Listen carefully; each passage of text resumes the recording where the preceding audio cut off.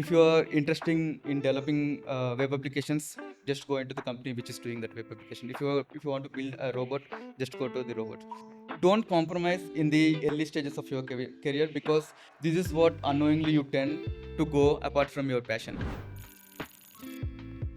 Hi everyone. So we have someone very special today. So Mr. Nanda Kishore, he has been in the industry, in the robotics industry, especially from past 10 years. He has been into working in this field right from his college days, working in the labs just like you, and he has reached to a stage where he started his own company, that too in Hyderabad. So his journey has been inspiring so far. And to begin with, Mr. Nandakishore, uh, thanks a lot for making out time. It's a pleasure for me to have here at NIAT. I'm super excited to speak with the students here. Sure, great. So to begin with, let's we would like to understand before getting into robotics and stuff like that. We would like to understand your journey, like where did you start and how was your experience so far. So walk you us through your journey, and we can discuss about things more specific into robotics. Uh, so everyone, I'm Nanda Kishore, co-founder and CEO of Delphnoid. So where we are building robots for the warehouses. Mainly we are doing the AI-driven robotics. So about my journey, I have been into this industry for the past 10, 11 years. So I've been into mainly into the mobile robotics sector, but my main specialization is in the agriculture and warehouses. So I started my career with my bachelor's in mechatronics. So I went way long to the northern part of the India to pursue my bachelor's in mechatronics. So right after that, I'm fortunate enough to land up in a agtech robotic startup here in Hyderabad. So right after that, I have been to Germany to do my master's in robotics, and then I've been to the other side of the giant companies like Intel, where I got experience into aeros robotics. So right after that, I also got into one of the fast-paced startup in Germany. So there we are also they were developing agriculture robots. So, so this is what my journey looks like. But the interest in robotics, this goes back to my school days as a son of the electronics engineer. So my dad is an electronics engineer who has his own TV service center where I used to go play with these small motors over there. So there it started, and the science fairs at school, which truly excited me, where I built a solar-powered model car way back in 2008 or 9. So then I got this spark which led me to pursue this robotics. So and then while I was working in Germany uh, on this agriculture robotics, so and then there was a moment where I was speaking to a couple of my friends who are the supervisors and the managers of the warehouses there in Amazon. So then I have identified these two problems in the robotics. You might have heard of the AMRs and drones. Like I was talking to Sai Teja. Uh, he also told the same thing. There are AMRs and drones, but the time has come where the efficiency and the optimization in the drones got saturated. Now the next thing, even you have heard, it's an AI, but when AI is combined with the robotics, so that's where we can truly nurture and make the robots way easy to use, easy to use by the humans. So this is where the problem statement which we saw, and then I came back to Hyderabad, put my startup holding on to this problem statement, and that's how my journey has came until. Nice, that's great. So, one thing that really got my eyes into, you mentioned you have been working in this field, and you got interest into this field right from your childhood. The reason being your father being an electronics engineer, and you mentioned you first started building something like a solar powered car when you were back in school days. So let's by comparing with how the robotics has been evolved from past 10 years, and where is robotics heading in next 10 years, could you throw some light in that direction? Yes, definitely. That's very interesting to go back to the traditional methods, how the robotics started. So as I told, the robotics, the hardware level, and also the drones, it's been saturated because the optimizations and the efficiency. This is only the thing which we can make it more better and better. So one thing is the reliability, speed, and whether it's working 24/7. But going back to the traditional method where the robotics started, so it's just a remote control car what we are playing right now. So and a preset of the instructions. So the predefined instructions when we say the robot to move 10 meters forward. So the robot used to move, and if you want to grab something at X and Y coordinate. So it's a control environment, and they have make it so controlled that just given the coordinates, the robot does everything. But the scenario came when there is an obstacles. So when the robot moves forward, if there is an obstacle, so what happens? So then the sensor-based control came into picture. So lately, after traditional, the sensor-based, which is a kind of a simple reactions, uh, which they incorporate into this model car, or we say the remote control robots. So what this does is, when we are adding a simple sensors like the ultrasonic, it just gives the instant obstructions. So the if there is an immediate obstacle, the just robot sees that and it just tries to avoid and go to the predefined path. So right after the sensor-based approach, so what's the main problem is if the robot wants to see something, like if it wants to uh, grasp a glass of water. So previously it was like just go grasp at X comma Y, and it know nothing about it's a glass or whatever the object it is there. So now they have the system has come. It is a change to the AI, where we are talking about the AI, machine learning, deep learning, and also all the reinforcement learning and the VLS, which we are talking about. So what happened now is the robot, when it see a glass or a blue block where it needs to grasp. So even though if there is an occlusions, even the glass is covered with some occlusion, if there is some chair in between when robot is moving. So around this deep learning, when we are training these models with a huge data set, with the generalized objects which are available, like the chair, glass, the blocks, or TV, whatever it is. So now it has got the capability to see a small portion of the object which needs to be grasped, and it knew that the object is over there, and it straight away goes there and picks it up. So this is how it from the sensor based to the AI, evolved.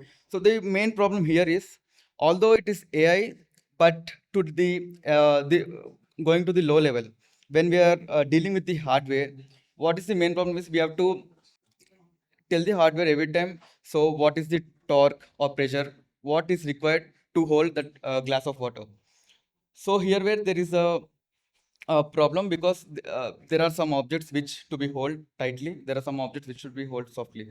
So here these deep reinforcement learning and the LLMs comes into play. Which you have heard, like nowadays the Gen AI is booming, and you have been hearing this all the time.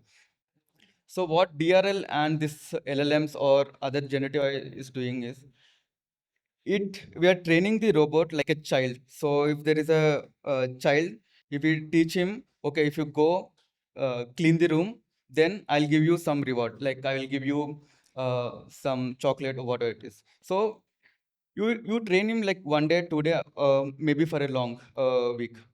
Then slowly he learns that, okay, once I clean the room, I get some reward. Maybe it's a chocolate or whatever it is. So the same way we're teaching the robots. We are saying, okay, go grasp the glass of water, I'll give you some reward. If you don't do it rightly, then there is a penalty. So doing this, we are training a policy and giving it to the robot. So here no need of any predefined instructions to also the preset values for the grasping commands. So this is how it evolved until DRL. And when these LLMs came into play, there is a model called VLA, like vision language action. So this is nothing but the LLM with the vision. So just pass a camera frame into it, it sees, and you can just pass the natural command by the person. So just say some XX robot just go and pick the glass of water which is full. So the robot knew from the understanding of the scene, it just goes to the table, whether it is on the table or on the floor. It knew exactly where to go, and it is a kind of a end to end from the detection of the glass to picking it up.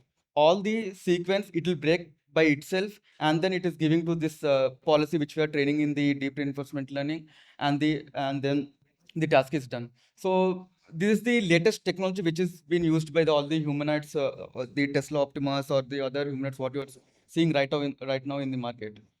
Yeah, we are. This is the flow how it is going from the traditional to the LLM stage. Okay.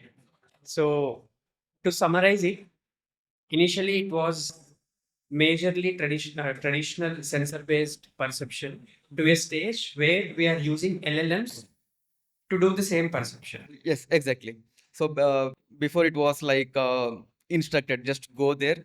The robot knows nothing about the environment, just going there and saying, doing whatever it says. Now it has got the intelligence. So to go, just tell him in your natural language, like Hindi or Telugu, whatever you say, it can act now. So robotics is one such field which cuts across every industry. Take any industry, you'll have an action item which the robot can solve. So take food industry or medical industry or factory automation. Take any such field. So in the days coming ahead, which field do you see that the adoption of robots will happen in much faster pace? Um, So right now, the robot is almost into every industry. So you can see the healthcare industry. There are surgical robots. For example, the Da Vinci, which is the robot they are already using, and also the medicine delivery robots. So coming to the manufacturing, you can see the traditional AMRs, which are already been equipped in many warehouses. So the next big thing in the robotics, I would say, is the neuromorphic chips, which it's going. They're building some chips which to mimic the human brain.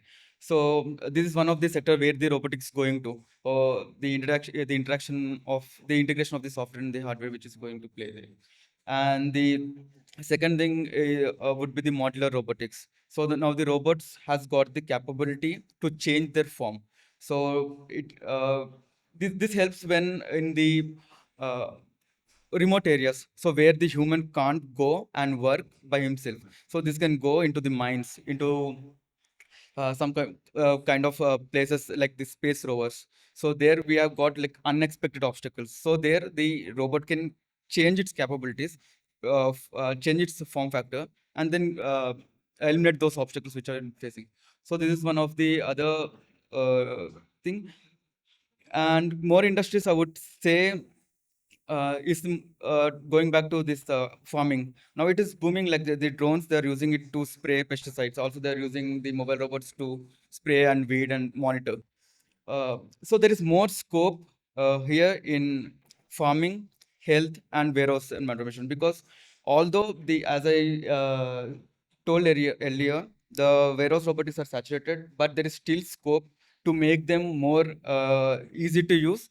So with the new LLMs or AI-driven robotics, there is still space over there. Okay. So it's majorly farming, healthcare, and warehouse automation. So if you are interested into robotics, this is one field you all can pursue further. Okay. So let's get back to Gen AI. Especially from last 2 years, 2 to 3 years time, there is disruption happening continuously. Like every day, there is something which is coming up on a day-to-day basis. So how do you see the same generative AI taking the shape in robotics? Yes. So this very interesting thoughts. Look, even I've been working on this for many like for couple of years. So I would say the future is not just about AI, but AI-driven robotics. So robotics predicted to be the multi-trillion dollar in the near future. So this is not said by me. This is said by our like one of the mastermind and the technology disruptor, Jensen, the CEO of NVIDIA. So he told this by his own words: the robotics is going to be everywhere. So you can see already the autonomous cars are going on the streets in the other countries. So this is so sorry. What is the main question? I mean, the role of generative AI in Yes, yes, yes. So where it is going is now we need to train the robots in such a way that it has to be mostly generalized. So now every robot is very specialized in its way. So coming to the warehouse robots, if we want to pick a pallet, so there is a deep learning model which will predict where the pallet is. It will give some positions where to pick up.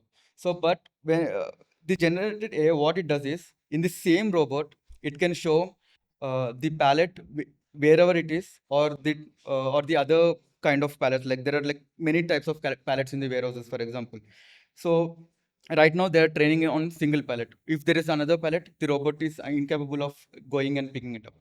But because of this generative AI, when we are incorporating it on device now, majorly we are doing this LLMs in the cloud because of the parameters it's having. But right now Gemini and the other companies already released some on device VLMs and LLMs. So when this comes into play on device, so then the robots and the other, for example, the warehouse robots get the capability to detect different types of pallets, and also to detect a different type of dynamic obstacles, what is in different. So here we are increasing efficiency, and also we are making it too intelligent that so there is no downtime in the operations. So right now this is also major issue in the warehouse robotics, and not only warehouse, in any robotics industry.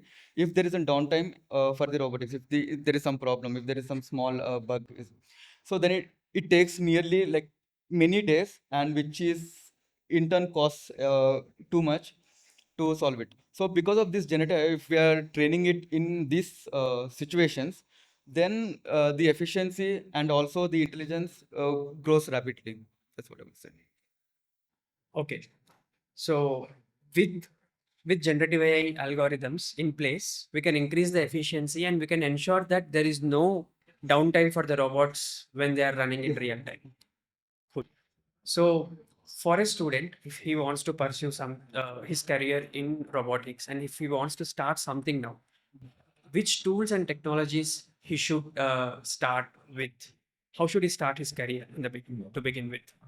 So often people ask me on LinkedIn, and when I met them in person also. So mainly the students and the early professionals, they keep on asking me like how and where I should start the robotics, and what are the technologies involved. This may be surprising, uh, but what I say is don't just follow any rigid playbook. So robotics, the beauty of robotics is wherever you start, you end up moving the robot. So what I would like to say here is, the robot is the blend of various disciplines. Like it is a subset of software engineering, mechanical, electronics all together. But there is a saying that right, we all have heard it, like jack of all trades, master of none. So to make it more complete, like, but oftentimes better than master of one. So this is what applies to robotics. So just pick up the things what you need from different disciplines. Like from the mechanical, you need the CAD or the kinematics calculations. This is what mostly needed for the robotics. From the electronics, you need the embedded systems, sensors integrations. Same from the software, you need the math behind the algorithms, and also the AI. So this is a mixture of a subset of different disciplines.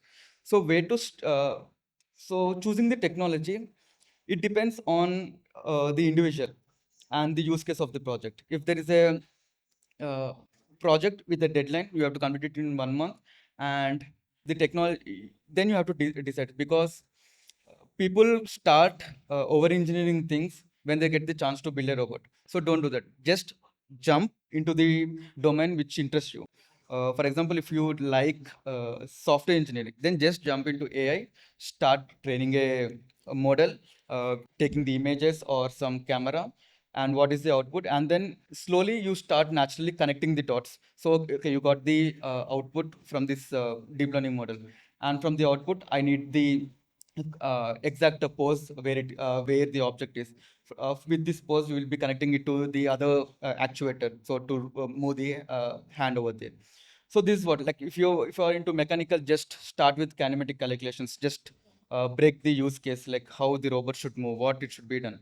So this is how. So whatever domain you are into, just jump into it and just start connecting the dots.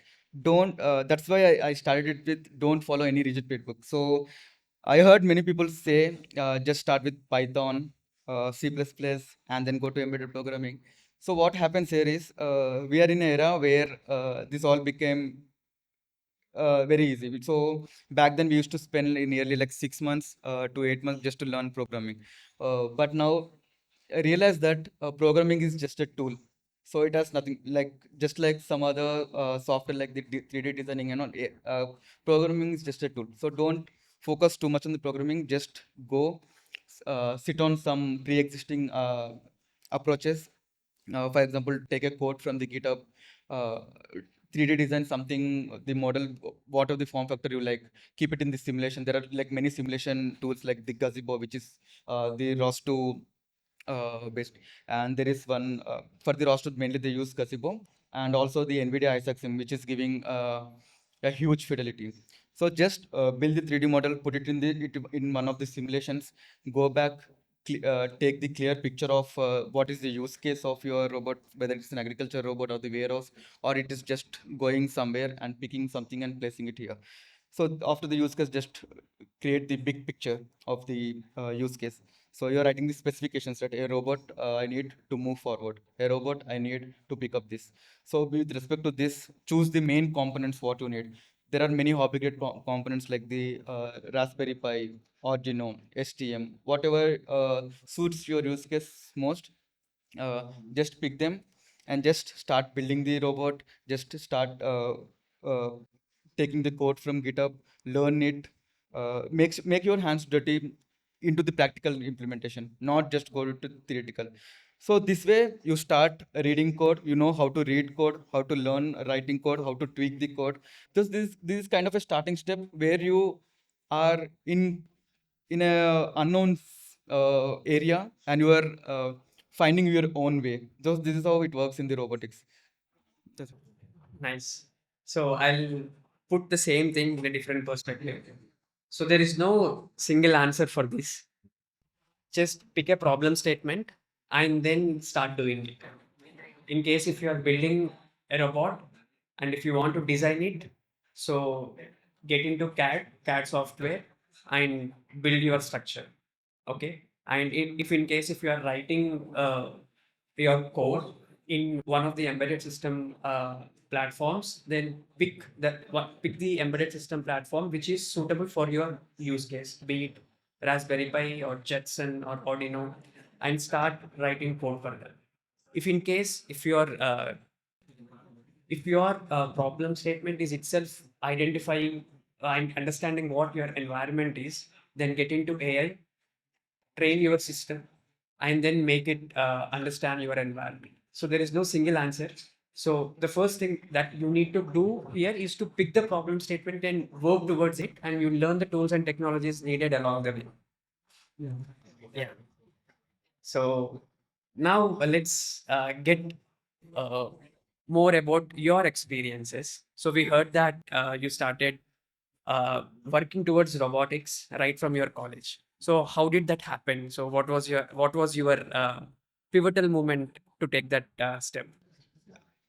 So right before bachelor's, I knew that I'm going to do my career in this robotics. So I was like pretty sure I'm going to the mechatronics and robotics because of the influence what I had before. Like I told, like I built some car, and I'm into electronics. So this all. So right in the bachelor's, I was doing my own projects and also some mini projects for the subjects also. So there I started building this Bluetooth controlled car. So I just used to take this 8051. I guess now no one sees it. So it's just an 8051 controller just going to my electronics lab. There we have only one single writer. So we have to write some assembly code over there. Just put the chip on this writer. and just write the code. Again, I used to come back to my room, test it. If it doesn't work, again I have to go to the lab. So this is how it happened in my during my bachelor's. So here where I got to know about more sensor systems. Like I used the hobby grade ultrasonic sensors, the hobby grade lidar and all. So there I started building a man control RC car. It's just like a remote control bar, but it's with our mobile phone. So and then I started working on another project for this home automation. So there I built a smart tank. So where there is a sump tank and the overhead tank. So when this is uh, going nil and how to fill the tank autonomously. So this is what I built. There I learned different kinds of tools. There is a tool called Protest where you can do this electrical and electronic simulations, the Keel software and all. So there I learned mostly on the electronics and the electrical, even though I'm from the mechatronics. And so this is how I got to know that I'm not going into some IT placements. So I never sat on any placement. So I just came out. I learned German because I knew I'm going to. I was like pretty sure I want to apply for Germany because I know a couple of universities which is doing very well at robotics. Uh, so while I was preparing for this German, and also I was like fortunate enough in my fourth uh, year, I was one of three members who was into full-time internship. So because they're at our university, so I did my bachelor's from the LPU. So there we have a rule that if someone is having the top like more than 8 CGPA, they can choose either the studies or just do some industrial internship. So then I just took this other the industry internship option, and then I came back to Hyderabad, where I was like there I was working in one of the air conditioning manufacturing company. So there I used to it is totally different from the robotics field, but there I got into this the air fins, the designing of the air fins, like how the heat dissipation happens and all. So there I learned little bit about the finite element analysis and also the CAD programming, and also here I got a bit into it. So right after during my internship, I was fortunate enough to get a contact of one of the person who is building agriculture robots here in Hyderabad. So the company name it's X Machines. So there I met the Trivikram, who is the founder and CEO of the company. So like I feel like he was the first like turning point. So this main turning point of my career. So I was first professionally into the robotics, and I refer Trivikram as my guru right now because he taught me what is happening in the real world. So what robotics going to do in the future.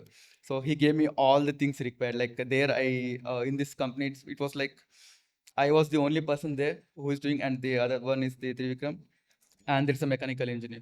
So I used to do plenty of things around the PCBs. I used to build my own PCB in-house. I used to bring some acid required to do the PCB. There I got into PCB designing, and again the conventional computer vision tasks like just look at the red ball and detect the red ball and just move the SCARA robot over there.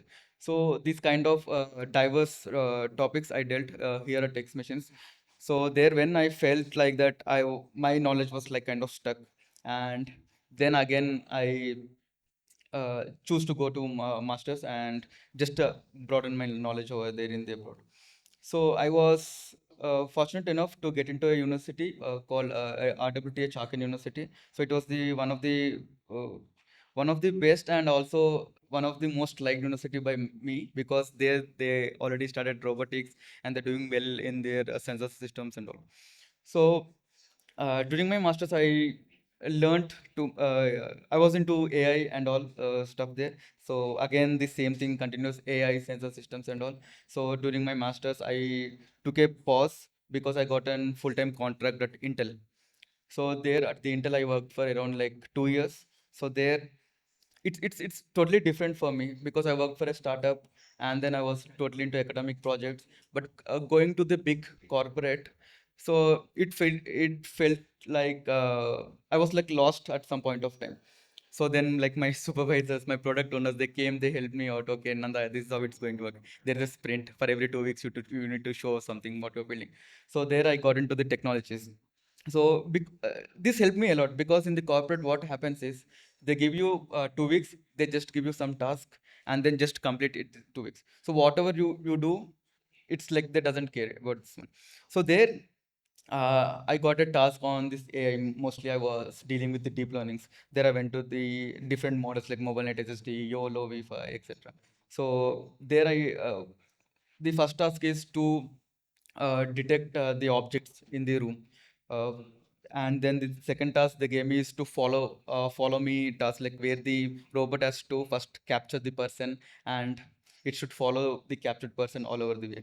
So this is second task, and so on. Like I did around like 3 or 4 projects over there, and then I again came back to my university just to complete my thesis. So I did my thesis also from the Intel, and right after my I did thesis in this SLAM, which is a very important thing in the robotics. So this one I did my thesis on this, and then I came out of the college, so I got my degree, and I'm into again this startup called Eatery, where they're building again the agriculture robotic. So here the interesting part is there are only 3 founders, and I was into the founding team. I was the founding engineer over there. And there, when I just went there, one of my co-founders, Fabi, he just took a whiteboard. He have just mentioned the various departments like the motion control, autonomy, the AI, the V detection, and everything. So he just have written this one and asked me to choose whatever I want to build. So that is the moment I was really what is it, like really motivated, and it really boosted me, like coming to the again from the corporate to the startup, and there I can do whatever I want. There is like no restrictions. Just build the state of the art, or just take any pre-existing it's only about fit, make it fit together and send it to the production. So that's what so there I worked in the motion control department, and I also did the system architecture. I was into the autonomy. So this is how it happened at Italy, and right after the Italy I just came back to India to start my own. Nice. So most of the time you were into Thanks. working in small teams and building something which is cutting edge. Yes. So That's yeah, that's really interesting. that's what, like even I want to tell the students like this thing. Right after bachelor's, there is a junction where there are like 2 parts: go earn some money, and there is another part like to follow the passion. So knowingly or unknowingly, what happens is like, right then, like now you guys are like very much matured, I see. So you're already building something, you know what your passion is about. But during our days, like there is these 2 ways to choose something. I would suggest you to choose the way which is like taking you quickly to build your passion. So there may be some personal reasons that I need to just earn money first and all. So here, even though if you're taking some other option, you will come back to this, but it takes more longer. By the time you come here, the technology is rapidly growing. So if you are interested in developing web applications, just go into the company which is doing that web application. If you want to build a robot, just go to the robot. So never uh, don't compromise in the early stages of your career, because this is what unknowingly you tend to go apart from your passion. So this is what I want to say. That's great. Thanks a lot. So definitely our students will take that takeaway. So for the students who are willing to do something in robotics, how do you, I mean, what steps should they take right from their college days to land up in a good career in this field? So talking about the robotics. Um, so the first thing, as I told earlier, so just jump into any project, just define the use case and just jump into it and build a moving robot, a task-driven robot around that. So what I would suggest you is like I thought of showing you this in the PPT. So there is already, like I have made a PPT to start with robotics, like how you will build your first robot. So that's very interesting, which I'll be showing in further. Maybe we'll talk about this in the further. That would be very good. Yes, sure, Nanda. Yeah. So thanks a lot for being here. Yeah. So next step, guys. So Mr. Nanda Kishore, he prepared uh, a lecture for you all where you can get to learn how to get started with robotics, build your first robot, and you'll get an opportunity to interact with him and ask your doubts to getting started into this field. Okay, sure. So we can move ahead to that phase of the discussion. So thanks a lot. Yeah, thank you as well.